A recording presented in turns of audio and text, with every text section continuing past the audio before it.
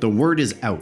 Toronto area home prices dropped in July as real estate listings pile up. And Toronto still has a record glut of homes sitting on the market, but prices are only going up. Huh? No, wait. That can't be right. Oh, okay, let's start over. The word is out. Buyer activity increases slightly in July.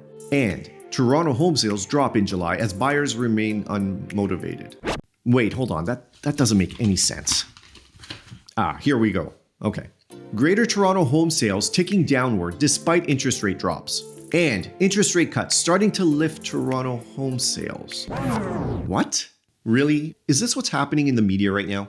These headlines are enough to make your head spin. And if you're like everyone else trying to figure out what in the world is going on, well then pull up a chair, sit back, and let's go through the numbers and set the record straight.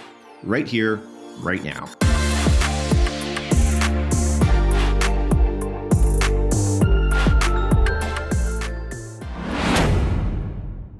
Hi, and welcome back to Everything Toronto. And for those new to this channel, I'm Fred Renna, a local real estate broker right here in Toronto, Ontario. And I specialize in helping clients from around the globe relocate to, from, and within the Greater Toronto Area. So if you're confused as to what's going on in Toronto's real estate market, you're not alone. I've had many people asking me what's going on. Are prices going up or down? What's the real story? And I don't blame them. With so many contradicting headlines out there, it's hard to decipher what's what nowadays. And it's because most media outlets are using fear-based headlines to get clicks. Let's take this article from the Toronto Star. The headline would lead you to assume that prices are dropping in Toronto, and reading the article would lead you to the same conclusion. Unfortunately, they handpick certain data points that support their headline, but the reality is, they're not giving you the full picture.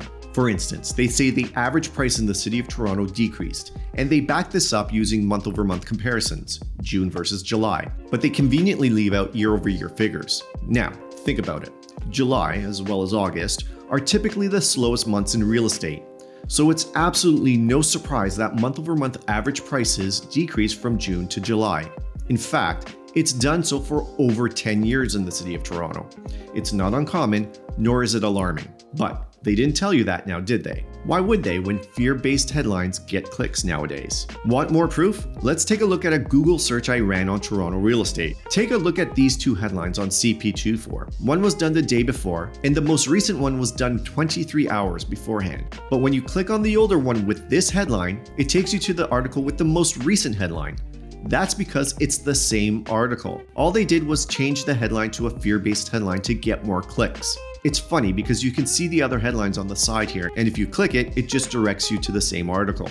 So let's put all that aside and clear the air a bit by providing you with a full picture, so that you can make your own informed decisions about what's really going on in the market. And we'll do this by going through month-over-month and year-over-year comparisons. Now, I typically only cover data for the city of Toronto in these videos, but because the waters are so murky right now, I think it'll help if I go through figures for the GTA as well. So let's start with the GTA stats, and then we'll dive into the numbers for the city of Toronto. The average price in the GTA reported by the Toronto Regional Real Estate Board for the month of July hit $1,106,617, resulting in a decrease of 4.8% month over month and a slight decrease of 0.9% year over year. Compared to 2022, it's up 3.1%. The number of new listings recorded in July hit 16,296, down 9.3% month over month, but it's up a whopping 18.5% year over year, and 32.6% compared to 2022. The number of sales in the GTA hit 5,391, down 13.2% month over month, but it's up 3.3% year over year, and compared to 2022, it's up 10.7%. Now, I don't normally talk about this number, but I think it's important to bring it up. The days on market, which is the average number of days a listing is on the market before it sells, is now at 24 days. This is an increase of 4 days month over month, but it's up by 7 days year over year. It's also up 5 days compared to 2022. Now let's talk about the city of Toronto.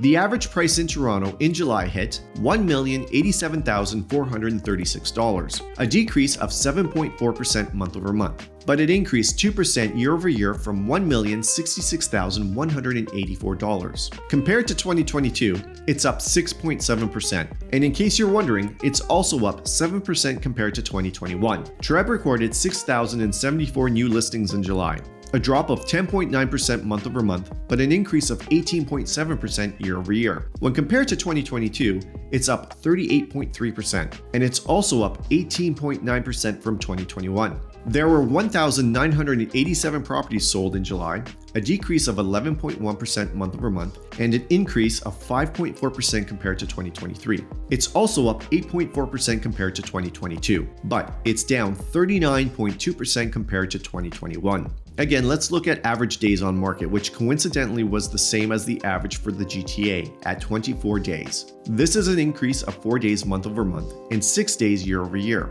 as well as 4 days compared to 2022. So you can see the numbers are all over the map. But because month over month figures typically dip in the summer months, as I mentioned earlier, I tend to lean towards year over year figures in order to give me a more accurate picture of what's going on. Now let's drill down into different housing types in the city of Toronto and analyze how each segment performed.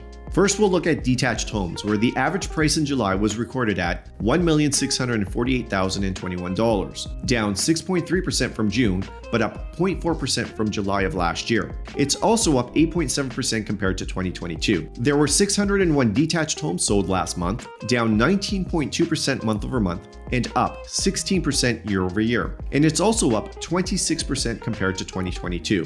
Next, we'll look at semi-detached homes. But before we do, I'd really appreciate it if you hit that subscribe button. If this is your first time on the channel and you want to know all there is to know about living in Toronto, including real estate plus all the great stuff to do in the city, then subscribe and tap that bell so you can be the first to know about everything Toronto.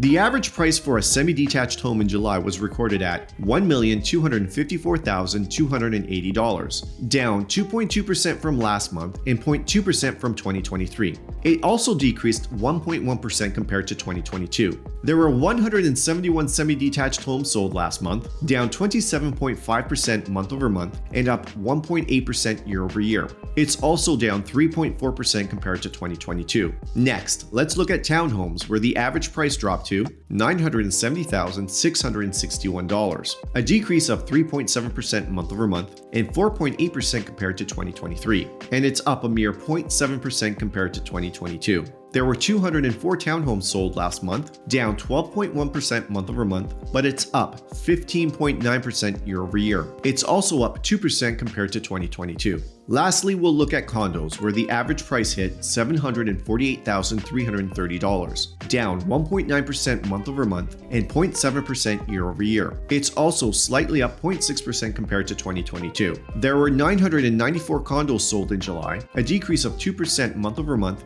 and 1.9% year over year, but it's up 3.2% compared to 2022. So it's clear that the real estate market in both the GTA and the city of Toronto is experiencing some notable fluctuations. The summer months typically see a dip in activity, which is reflected in month-over-month numbers. However, the year-over-year figures provide a more stable perspective on the market's overall health and trends. The average days on market for both the GTA and Toronto is now at 24 days, indicating that properties are taking longer to sell. This is an important metric to watch as it reflects both buyer behavior and market sentiment. Now, while month-over-month figures show the typical seasonal slowdown, the year-over-year numbers reveal a resilient market with some positive growth trends.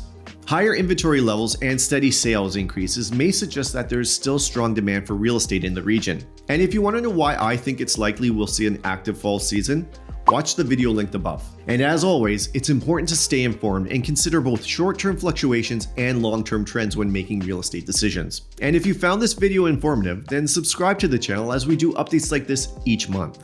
And there you have it, Toronto's market update for August. And before I leave you, just a quick reminder that if you're thinking of moving or need help figuring it all out, reach out to us anytime.